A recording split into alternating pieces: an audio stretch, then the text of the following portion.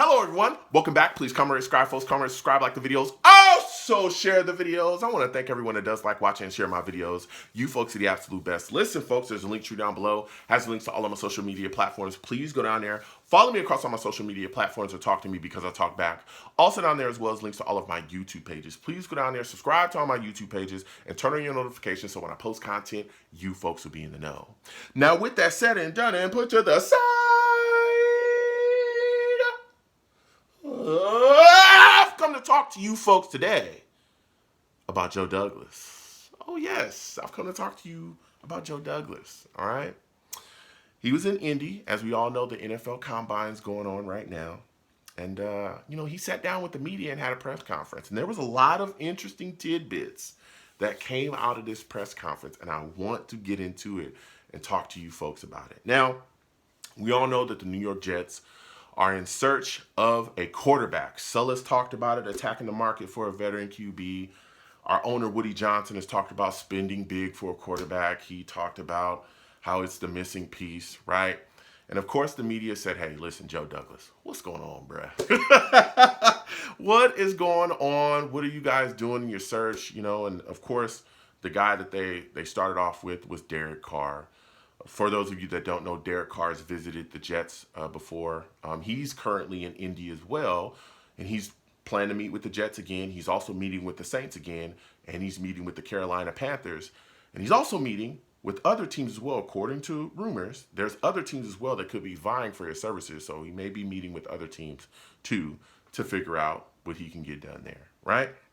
So when talking about Carr, Joe Douglas said the meeting between Carr and, the franchise, he came on by, that it was fantastic, that it was a fantastic meeting. He talked about him glowingly. He said that Carr impressed everyone. He impressed everybody. He also talked about Carr on the field as well, how impressed he was with what he saw on the field from Carr, watching him, and he also called him a great producer, okay? Now, when he said those things, of course, the media came back and they was like, hey, man, well, why don't you guys sign him? What's going on? Like, when are you guys going to get this done? What is taking you so long? Why are you moving so slow, right? When are you guys going to figure out where you want to go with this? Joe Douglas came back and he said, they will pull the trigger when the time is right on a quarterback, okay? They'll pull the trigger on a quarterback when the time is right for the New York Jets, all right? Which is understandable, right? You don't want to move too fast, too much haste.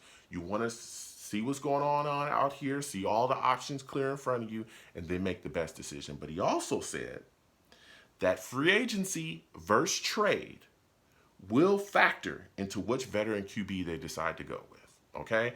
That's big as well, because we all know Aaron Rodgers is the other big name that's been linked to the New York Jets. Of course, at this point, you will have to trade for Aaron Rodgers. So, of course, they're going to look at the situation and go, maybe the Green Bay Packers are just asking for way too much. At that point, he's letting you know, hey, we might pivot and just go, okay, Derek Carr is the guy. We're not going to blow all these draft picks that you guys are asking for. That's way too high. So that could be a factor here and where the New York Jets go and who they grab as far as a quarterback. Now, I had multiple discussions with a lot of Jets fans. I had multiple discussions with a lot of Jets fans about the quarterback situation, and there was a lot of Jets fans that said, we cannot afford either one of those guys, Joe. Let's just go with a cheap bargain guy. Let's bring back, Mike White and just make him the starter, which could be a factor if everybody else is gone. Or let's just go with Jimmy Garoppolo or some cheap guy, a game manager. There's some people that just wanted to run it back with Zach. We can afford him, and just let's go build. We cannot afford to bring in Aaron Rodgers, Derek Carr. To do that, we'd have to get rid of all these guys. We got to cut Carl Lawson. We got to cut Whitehead. We got to cut all these guys. And I kept telling people, whoa. No, we don't. There's things you can do to work with the cap. We have money. We just have to access, different things. There's different ways you can set up contracts where you can push the money out a couple of years, and so guys can get paid a bit later on. Well, Joe Douglas said some things like that as well, okay? One of the quotes from him is, there's not much money tied up in prorated contracts against the salary cap. He also said that they can make a lot of room for big contracts, and that was a significant point. They can make a lot of room for big contracts, okay? Okay? He also praised the salary cap team as well, and the direct quote from Joe Douglas was, "They have great flexibility to create a very large amount of cap space if necessary." Okay, now let me tell you why that's significant. Is because that's letting it be known. Listen, if we trade for Aaron Rodgers, we can afford to pay him. Not a big deal. We just have to, do what we got to do cap wise, manipulate things contract wise. He could be here. The same way with Derek Carr. Oh, we can pay him, no problem. We have enough money. Not everything's locked up here. No, we got a young team. Money's not tied up in all these contracts. No, we got a lot of young guys on cheaper deals. And guess what? We can tie up a big quarterback and bring him in here and have him lead us. Not only that, that also opens the door for the New York Jets to make other splash free agency signings to help this team along as well, to really put us in a situation to compete, like signings along the offensive line, like a tackle, right?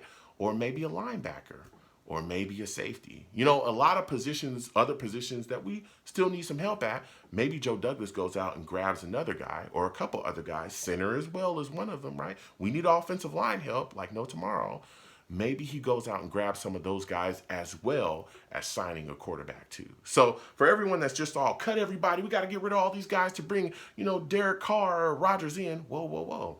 Not true. Joe Douglas, let it be known. Now, speaking about Aaron Rodgers, of course, Joe Douglas couldn't speak about Aaron Rodgers because Aaron Rodgers is still on the Packers, and you could end up with a NFL tampering charge if you do that. So he stayed clear of talking about Aaron Rodgers. But news coming out of the Packers as well today. According to the Packers GM, Aaron Rodgers has yet to tell them anything. He hasn't talked to them at all about his future. At all. Okay, he has not met with the Packers general manager, hasn't told him anything about his plans at all. As a matter of fact, the Packers general manager said that he has not spoken with Aaron Rodgers at length since the end of the season.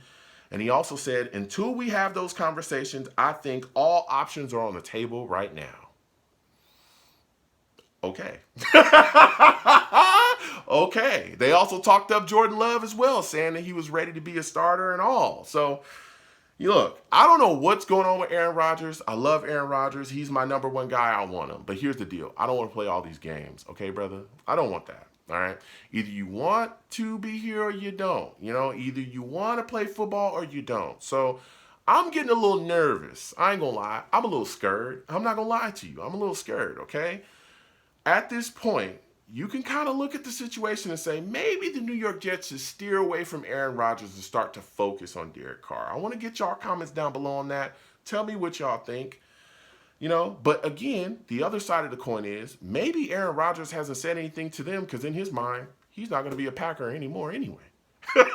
Some people say that that's kind of his attitude. Like, well, whatever, man. Do whatever you want. I'm not going to play for you anyway. I ain't got to talk to you. Just, but to this point, he has not talked to the Packers general manager at all, which is an interesting tidbit, too, that kind of came out during the combine.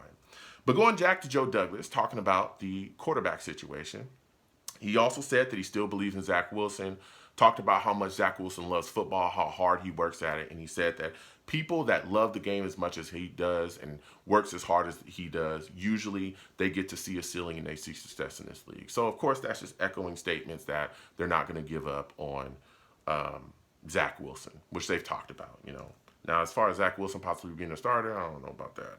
But they're not going to give up on him, right?